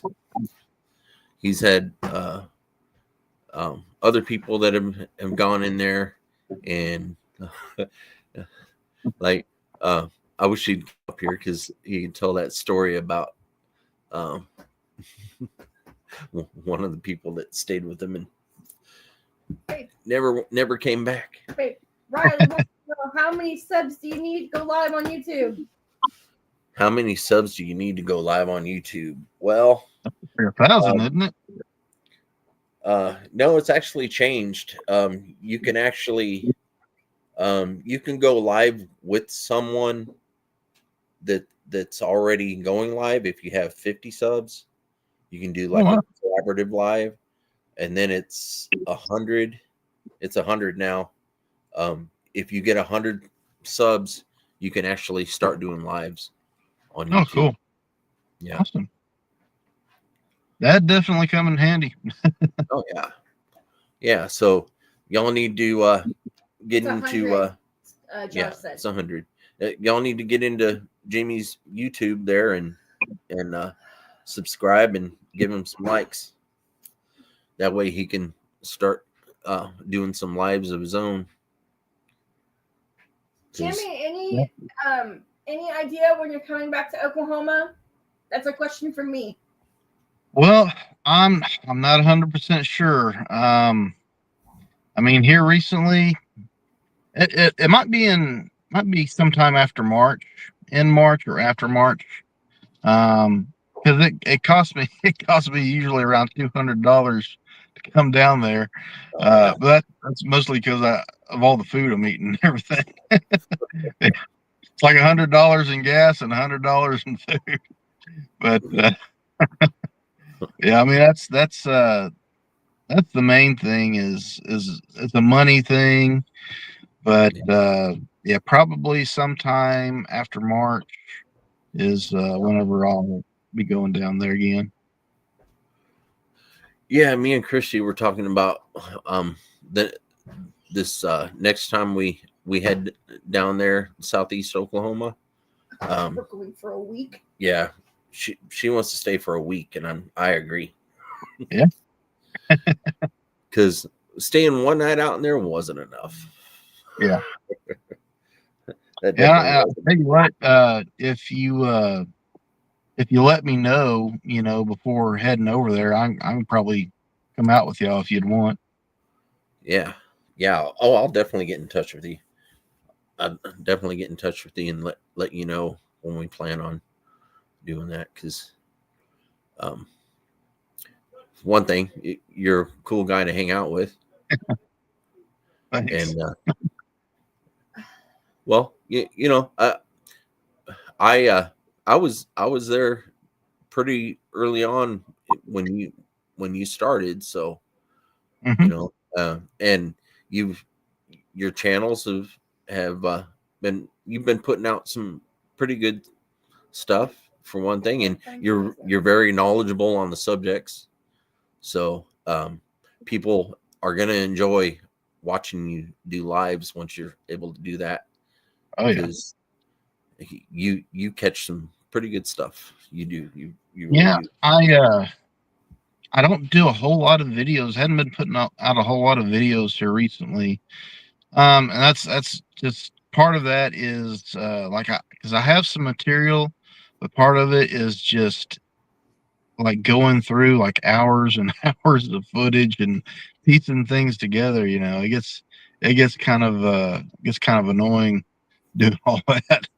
Yeah. But yeah, there's a lot of stuff that there's like some things that I've been sitting on recently that was recorded around the beginning of October that I'm probably gonna put online pretty soon.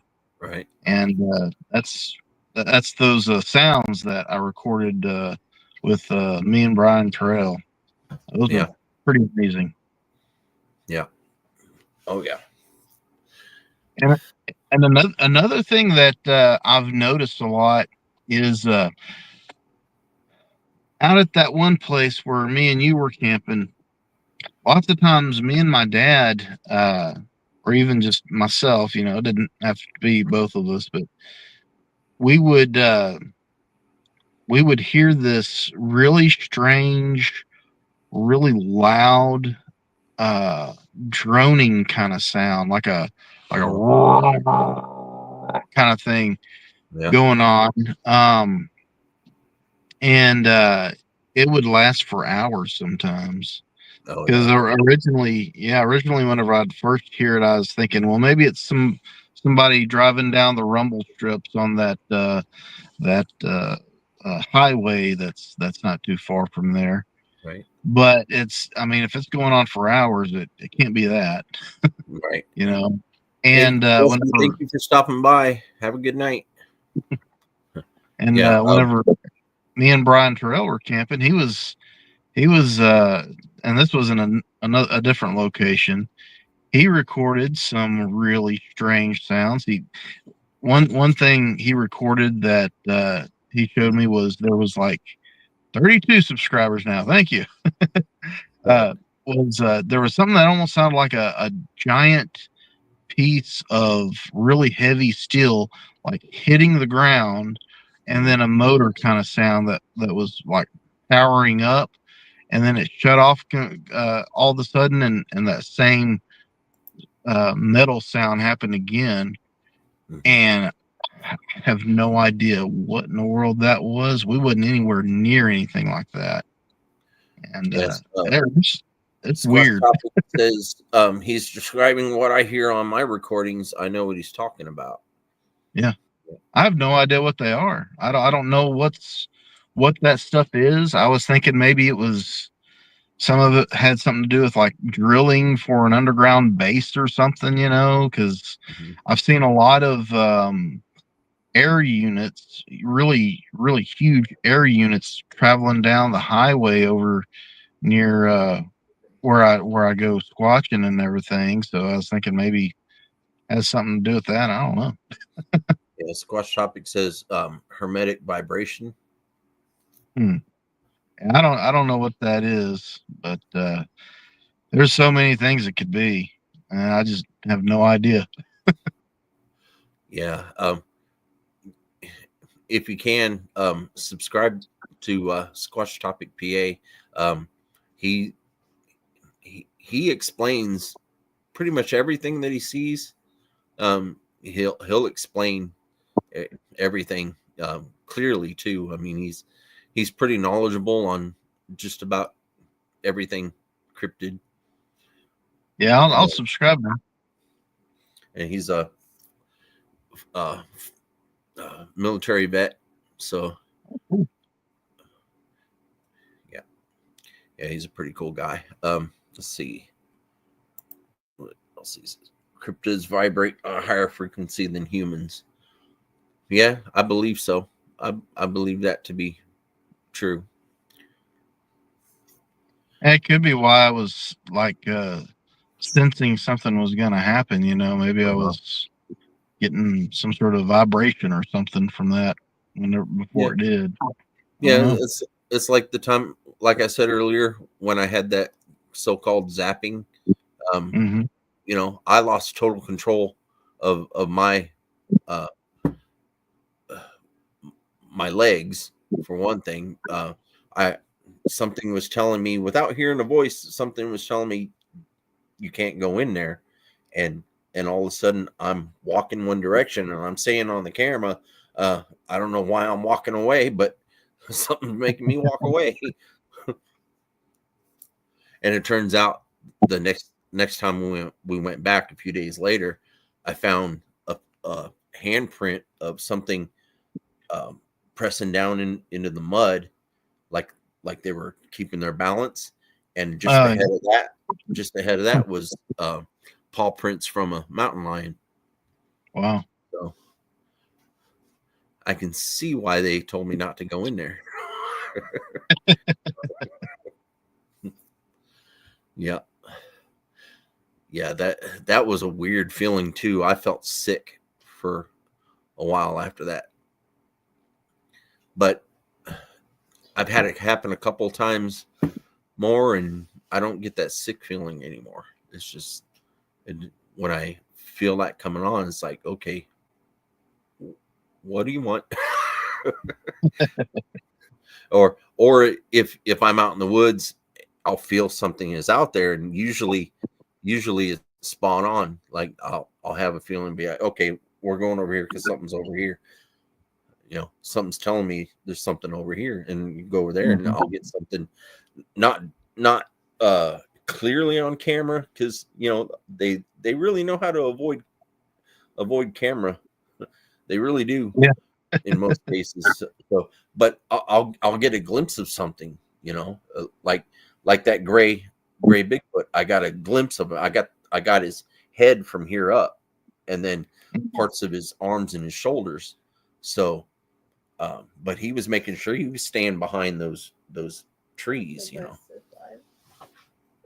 But they're very elusive, that's for sure. Medicine time. Medicine Yeah. time. Yeah, medicine. I think part of the reason why they're so elusive, also, or like why we have such a hard time capturing them on camera, or why they avoid cameras, is I honestly think that it's a little bit of like almost a religious thing, like some tribes people, don't like cameras because they believe it captures, the soul. Maybe that's part of it, Yeah. Yeah, Squatch Topic PA says the hermetic vibration allows them to cloak. Yeah, and there's a lady named Arla that I'm actually related to, and she talks about about them cloaking and stuff, and kind of like almost like a phasing kind of thing that they do. Yeah. I haven't witnessed the cloaking in person myself yet. Just having those things coming around me and not seeing them, hearing them, but I haven't seen anything cloaked. But I have watched early on when I was getting in this, I was watching this one group from Florida. They were doing a Bigfoot hunt in the swamps, and I saw something. It was like watching the movie Predator. Like these people walk right by it, and it's in the shape of it's got a humanoid shape, but it's a blur. Yeah. Right, they walk right by it, and I'm in the chat, and I'm like trying to tell them, hey, you just walked by something, and they didn't pay no mind to it because I don't think they believed in the cloaking aspect. But Yeah, that was weird. For a lot of things, I have to see it really for me to believe it. Like, I mean, that all the weird kind of stuff, I have to either see it or experience it to believe a lot of it. And that's partly just because I like to be skeptical about things. Even my own experiences, I'm kind of skeptical about because I like to make sure that I'm not fooling myself. And Right, thinking everything's a Bigfoot. You have to question everything you see, because if you don't, and you end up going down the wrong path, it's just it'll lead you the wrong way if you're not too careful. Yeah, and there's a lot of people that think that they're skeptics too about things, but they're actually denialists, and you don't want to be a denialist, because a denialist will just not believe anything, no matter what proof is there for it. And that's something I come across sometimes, is people being just denialists. They just deny anything, no matter what. But skepticism is where you're questioning things and putting, trying to figure out, another reason for why something is, but making sure, you have this criteria to meet on stuff. Yeah. Yeah. Well, it's after 10 o'clock, and I'm sure everybody's getting tired. But Jimmy, it was a pleasure having you on here. Pleasure talking to you, and everybody else there too. You're welcome to come back anytime. We're going to be on here every Wednesday night at 8 o'clock Central. Awesome. You can pop in here anytime you like. All righty. I really enjoyed interviewing you, and I always enjoy hanging out with you. So yeah, you come on, so I don't have to be on there. Yeah, she don't like being on camera. Yeah. But yeah, we'll let you know when we are gonna head back down southeast Oklahoma or anywhere else really that you might find interesting. I'll let you know whenever we have plans on going to different places around here. Cool. Yeah. Awesome. All right. Well, y'all be sure if you haven't subscribed to Jimmy Williams YouTube, it's the Posted in the posted. link's posted in the chat. And let's see, let me bring it up here one more time. You can go on social medias, and if you type in let's see, it didn't pop up. Yeah, there we go. If you go and type in at Jimmy's Cryptid Quest, pretty sure you'll be able to find his link, his channels. Please do, because he's got some pretty comedic stuff in there too. Using that AI to do a little bit of comedic stuff. Yeah, it's pretty funny. Yeah. So y'all have a safe and well slept night, because tomorrow's not Friday. Not Friday. It's almost Friday. Y'all that have to go back to work. From Christy Jarena from CRJ Designs, and me, Harold Milam, and Jimmy Williams from Jimmy's Cryptid Quest. Y'all have a good night. Stay safe and Keep squatching. good night, everybody. Good night, Jimmy. Good night, y'all. See ya.